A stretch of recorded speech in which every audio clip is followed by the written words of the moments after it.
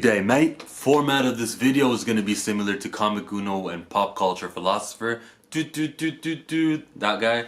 We're going to just read books. Off the top, we go with Ms. Marvel. Ms. Marvel was the last of G. Willow Wilson. It was a fine run. Almost, let's see, 56 of her books were great, and then the 57th one stunk. You can identify the writers of this book. It was multiple writers doing their own little piece, and you can be like, okay, some Dungeons and Dragons stuff, that's Jim Zub. The artwork was obvious too. Nico Leon, the main writer or artist for this book, is going to be off this book after this issue. Willow Wilson, off this book. The editor, Sana Amina, off this book. I'm worried. I know there's potential that the book could be, greater and Ms. Marvel could have a better creative team. I doubt it though. I really doubt it because I like this. Oh, this comic was, it was bad. It was horrible. I hated every part of it. It was just inconsequential. They went over to a dystopian world because the freezer had a black hole that warped them into a different reality. All that stuff I don't like. Nothing to do with continuity. I'm a fan of Earth 616. Or in cases like Ghost Spider, I know eventually she'll join the main Marvel universe because, I wasn't born yesterday. I know that's how things go. So we're going to give this book a number 2. And that final page went over my head. Don't know what it was about. The text message on her phone said, Ms. Marvel, you're so far away. But she's waving at that police officer from Jersey, so how far away is she? I don't get what it was, whatever was inside that. I don't know what the meteorite was about. Stupid book to me. I wasted too much time on this piece of trash. Captain Marvel, issue number 2. Legacy. They don't actually say the legacy on Captain Marvel. Weird. So this is a new world. Again, I like Earth 616. They get taken to a new world. But this was okay because it featured Jessica Drew, it featured Hazmat, it featured Captain Marvel. So many of the main Marvel Universe heroes were in it, where I know it matters and continuity exists, and everything that happened here will be referenced again and again. She-Hulk was in this one too. Now in the previous issue, I did an individual review of that book, and I didn't notice the misogynistic villain in that. I just took it as, okay, he's a bad guy and he said something bad about women. That's actually the theme of this. So I understand the, comics gate people, and yeah, you know what,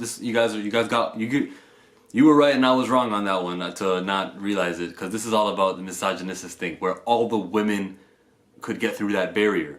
That world that's being taken over, it was only women that could cross the barrier. She-Hulk gets through the barrier too. And once you're inside there, your power starts to drain.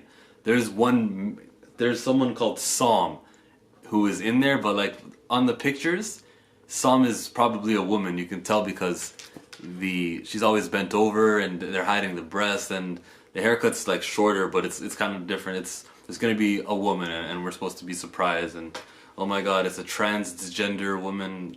Book gets a 6 out of 10. Next book it's Ghost Spider. Ghost Spider, I wrote notes for this one. The moral of the story is Peter should never ever unmask. This just tells you why secret identities are important. You gotta protect the ones that you love. It starts off with a little date with Harry Osborn. She gets some milkshakes with her. She gets some milkshakes with him. Then she goes back home to see Dad. And Dad says something stupid like, why don't you go to community college? Like, what? You're a superhero, man. The school isn't the answer for everything. You don't need an education for superheroing. All you gotta do is thwip, take care of the city, worry about things. And she helps a citizen of the city and receives money. The person offered her money. She thought about it for a second. Yeah, I found your purse and there's nothing wrong with taking money. She took money. And that's like a moral issue that she might be going through. I don't know. It works for me. It makes sense to me if that's your power. Go ahead and receive pay. This book gets a 7 out of 10 for telling a story that doesn't often get told. And there's a villain in the end who looks interesting to me. The next book was finally a man hero. Finally some Peter Parker in this via. Peter Parker is the Amazing Spider-Man. Look at this beautiful cover. I liked it. The artwork inside? No. It's the king of unfinished circles, Chris Bachalo. So, book was fine. Obviously, the writing was better than the art because Nick Spencer is Nick Spencer. There were lots of white spaces. I'm gonna do editing. I'll show you. Look at these white spaces in between these pages. Like, I feel like I wasn't getting my money's worth. Thanks a lot, Chris Pacello. Now, if you remember the previous issue, Aunt May was about to die. The bullet was heading towards her, the Flash, and there was no escape. There's escape in this book. It was a bad payoff to the cliffhanger because it just didn't make sense. She was free in the rubble, and inside the rubble was Ned Leeds. Ned is supposedly in the movies Peter's friend, but he's nothing like that. I'm not familiar with my Ned Leeds back history. They provided it and let me know that he was competing. Peter and him were competing for the same woman at the same job. All right, good stuff. I'm sure like other Spider-Man fans really appreciated it.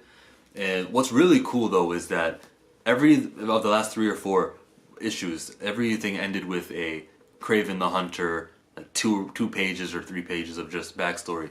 And now I'm ready for him to show up. So he's hunting Rhino, and just Rhino, just like I said in the previous issues review, it looks like they didn't waste any time. He got screwed by Peter Parker. Peter wanted to save Aunt May instead of helping save Rhino, and now Rhino's mad at Peter Parker.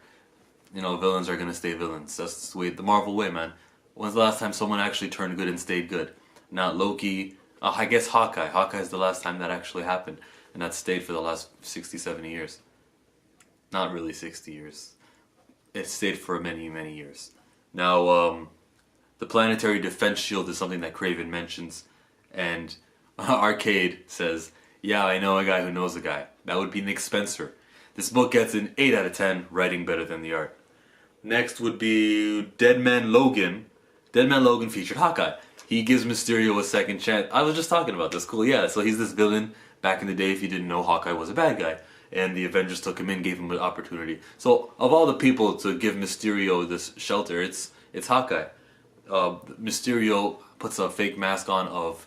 He dressed up as Scott Summers, and they're like, no, Logan's not gonna like that. Jean Grey, he's like, no, that's the wrong idea. He kept on putting on new faces. So the face that he decided on when they were gonna meet up with Old Man Logan to speak to was the face of Jubilee.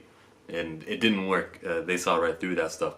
Logan's healing factor was explained. Yeah, it's slowing down, and we all knew that. But because he's taking Regenex, every time he uses the drug, it will cut his time in half. So right now it's going to be 6 months until he dies. And because this was issue 4 of 12, that means, what, 8 months? I mean, but real time and comic book time fluctuate. So I'm sure he'll take that drug one more time, and we'll see what happens. But I do like that it's called Dead Man Logan, and the more issues we read, the more deader he will get just because of the passage of time.